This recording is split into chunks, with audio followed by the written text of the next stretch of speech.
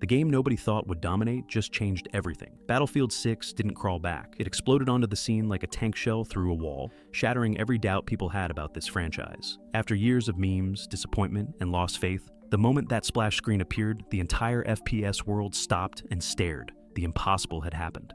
Battlefield wasn't just alive again.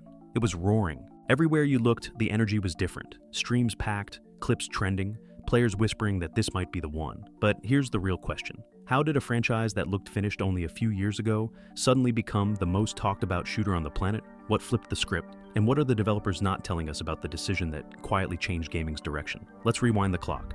Before the triumph, there was chaos. When Battlefield 2042 dropped, it was supposed to be the future of warfare. Gigantic maps, dynamic weather, freedom everywhere. But within days, the hype melted into anger. Bugs, broken hit reg, empty servers, endless balance problems. Veterans who'd played since Bad Company looked around and didn't recognize their own series. Entire communities turned into vent sessions. How did they mess this up so badly? Became the question of the year. Then silence. DICE stopped promising, stopped teasing. For months, nothing. It felt like the studio that once built the benchmark for large-scale FPS combat had simply vanished into the shadows. People moved on to other games. Battlefield became a memory. So, when whispers of Battlefield 6 started, nobody believed them. Forums joked about another 2042. But the day pre-orders opened, something strange happened. The charts started moving.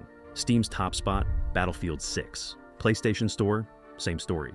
Within hours, the game that everyone expected to flop was outselling everything in sight. The FPS community was stunned. How could a franchise buried under ridicule rise that fast? Nobody saw this comeback coming, but that's where the story gets wild. The moment players loaded in, they knew something was different. The sound alone hit harder than most shooters' entire campaigns. Bullets snapping, jets roaring overhead, debris raining down like confetti at a parade gone wrong. The controls felt tight. The movement finally had weight again. Every explosion sent a shock through the headset. And the destruction? Oh man, the destruction. Buildings crumbled piece by piece, bridges collapsed under tank fire, and no two matches ever looked the same. Players who'd sworn off the series found themselves replaying just to see what new chaos they could cause. Clips flooded Reddit. Streamers couldn't stop shouting, "They finally did it!" Comment sections turned from complaints into celebrations. For the first time in years, Battlefield felt alive. Not as a nostalgia trip, but as a modern beast ready to challenge everything else out there. But there was something underneath all this polish. A reason the game ran smoother, looked sharper, and felt more responsive than anything DICE had touched before. And that secret starts with a single, risky decision. Behind the scenes, the team at DICE made a choice most publishers fear: drop the past entirely. No PlayStation 4, no Xbox One, no watered-down cross-gen versions that forced compromises. Battlefield 6 was built only for the current generation. One of the lead engineers later admitted that once they stopped trying to stretch the game across old hardware, development felt like taking the handbrake off. The studio wasn't juggling two physics systems, or worrying about 10-year-old CPUs. They could finally unleash their destruction tech at full power. That's why the world feels alive. When you watch a skyscraper collapse, you're seeing thousands of real-time calculations. Shards bouncing, smoke reacting to wind, AI soldiers scrambling to cover. On last-gen machines, that would have melted the console. By focusing on modern tech, DICE also freed their artists. Lighting behaves naturally. Sound echoes off surfaces, explosions distort the air. Even the simple act of sprinting across rubble feels immersive. The entire experience breathes. But that decision wasn't just technical, it was a gamble that could have cost everything. Imagine sitting in that meeting room, developers begging to build for the future, executives staring at spreadsheets showing millions of old consoles still out there. One side says, "We need freedom." The other says, "We need profit." Cutting old-gen support meant leaving money on the table, maybe alienating loyal fans. If Battlefield 6 failed, critics would say DICE killed its own audience. The safer path was obvious: keep catering to everyone, even if it meant dragging innovation through the mud. But the devs were done playing safe. They'd spent years patching limitations, trimming ambition, lowering scope. They knew if Battlefield was ever going to feel revolutionary again, it had to break free. So they did. And that single act of rebellion, choosing progress over comfort, sparked everything that followed. Yet there's another layer here, a theory that fans still debate late into the night. Because once you look at the timeline, the story starts to sound a little too deliberate. Here's where things get interesting. Some players believe Battlefield 2042 wasn't just a misstep, it was a placeholder, a sacrificial lamb, while the real next-gen project brewed behind closed doors. Years before 2042 released, DICE showed off early footage of next-gen destruction tech, entire city blocks disintegrating in real time. When 2042 launched, none of that tech was there. It felt stripped, simplified. People assumed the studio had abandoned the idea, but maybe they were just waiting for hardware powerful enough to handle it. Think about it. The sudden silence after 2042's failure, the long development gap, the complete overhaul of physics and lighting, it all hints at a parallel project quietly maturing while the public focused on damage control. If that's true, Battlefield 6 isn't just a sequel. It's the culmination of years of secret development and strategic patience. The devs endured the ridicule, took the hit, and used the time to perfect the technology we're seeing now. Crazy? Maybe, but the evidence lines up too neatly to ignore.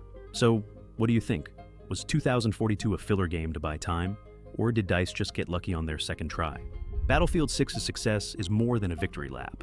It's a wake-up call for the entire industry. For years, developers have been shackled by the demand to support every generation at once. Build one version for the new consoles, then spend months trimming it down so it still runs on the old ones. That constant compromise slowed everything. Now the door's open. Battlefield proved that if you deliver something truly next-gen, something that feels impossible anywhere else, players will follow. They'll upgrade, they'll invest, they'll rally behind it. And other studios are watching closely.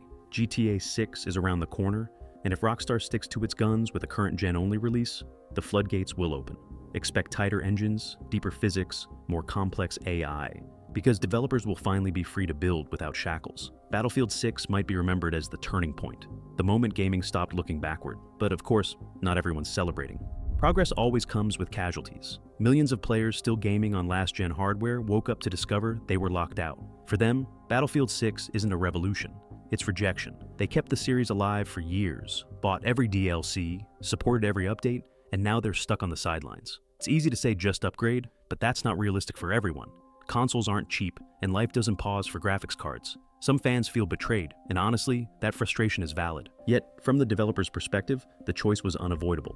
To move forward, something had to be left behind. It's like shedding armor that once protected you, but now slows you down. Painful, necessary, inevitable. The community is split, half celebrating the technical leap, half mourning the exclusion. But that's the price of evolution. Every generation faces it. And while the debate rages online, one truth stands tall. Battlefield 6's quality speaks louder than any controversy. When the matches start and the chaos unfolds, even the harshest critics admit it's something special. Sometimes the best progress hurts the most. If you look closely at how Battlefield 6 feels compared to the last few games, there's a reason it's so sharp. It's not just about tech, it's about people. When 2042 collapsed, DICE was in crisis mode. Internal teams were fractured, veterans had left, and morale was at an all-time low. The studio that once prided itself on tight coordination was struggling to communicate across departments. So, when production for Battlefield 6 began, they knew they couldn't just rebuild a game, they had to rebuild themselves. Insiders later described the shift as a creative reset. New leadership brought a back-to-basics mentality. The mantra was simple: no gimmicks, no shortcuts, gameplay first. They scrapped layers of red tape and gave small groups more freedom to experiment. Animators sat side by side with programmers again, like the early days. Every idea was tested not for marketability, but for fun. One team member reportedly said, "We stopped chasing trends and started chasing what we loved about Battlefield again." You can feel that energy in every detail. The weight of the guns, the chaos of the fights, the sound of a jet roaring overhead. It's the product of a team rediscovering their identity. Even the office culture changed. Long hours turned into focused sprints. Instead of crunching to meet arbitrary deadlines, they worked around milestones that meant something. Physics breakthroughs, lighting overhauls, new AI behaviors. DICE went from surviving to innovating again. And when you see the final product, that internal rebirth bleeds through. It's not just a better game, it's a studio's redemption arc playing out in real time. But as powerful as this comeback is, the bigger story might be what happens next. Not just for Battlefield, but for the entire FPS genre. Battlefield 6's journey from rock bottom to redemption is one of the most impressive comebacks gaming has ever seen. It's a masterclass in risk, passion, and persistence. When everything looked lost, the devs made the boldest move possible: cut the past loose and build something unapologetically new. The gamble paid off.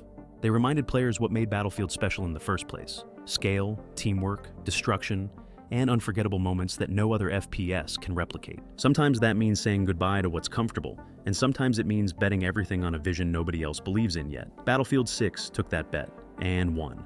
If you enjoyed this story, hit that like, share it with your squad, and stick around. Because this new era of Battlefield, we're only just getting started. Thanks for watching, and I'll see you on the next one.